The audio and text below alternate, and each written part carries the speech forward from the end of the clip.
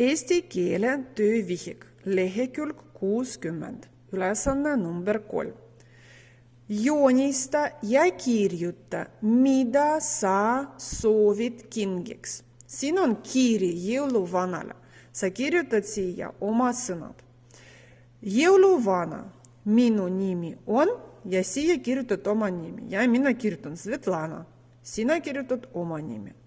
Järgmine lause. Ma olen, siin on tühi koht ja laps. Missugune laps sa oled? Ma kirjutasin tubli laps. Sa võid kirjutada näiteks hea laps. Ja? Missugune sa oled? Edasi. Palun too mulle. Ja edasi sa kirjutad, mida sa tahad kingituseks. Ma kirjutasin rulluisud. Kui sa tahad nukku, sa kirjutad nukku. Kui sa tahad jalgratta, kirjutad jalgratta. Kui sa tahad mingisugune mänguauto või veel midagi, sa kirjutad see, mida sina soovid kingituseks uueks aastaks. Ja siin on tühi koht, kuhu sa joonistad. Kui sul on kirjutatud rulluisud, sa joonistatud rulluisud. Kui sa kirjutasid mänguauto, siis sa joonistad mänguautod. Kui sul on kirjas nukk, siis sina joonistad siia nukku ja nii edasi. Nii, lähme edasi. Lehekülg 61, ülesanne number 1. Joonista vasakule väiksem ja paremale suurem ingel. Ingel, ja sul on joonistatud keskel üks ingel. Tuleta meelde, kus on parem ja kus on vasak. Ja vasakule väiksem ingel, sa siia joonistad väiksemad inglid.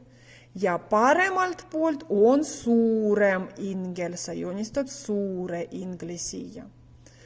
Siis sa värvid, nii nagu on kirjutatud all. Värvi hele siniseks. Väike ingel on hele sinine.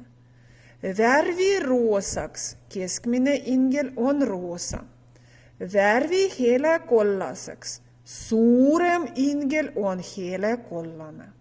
Värvid. Ja ülesanne number 2. Siin midagi keerulist ei ole. Sul on 2 linnukest. Sa värvid neid numbrite järgi. Sa vaatad, mis number on mis värviks.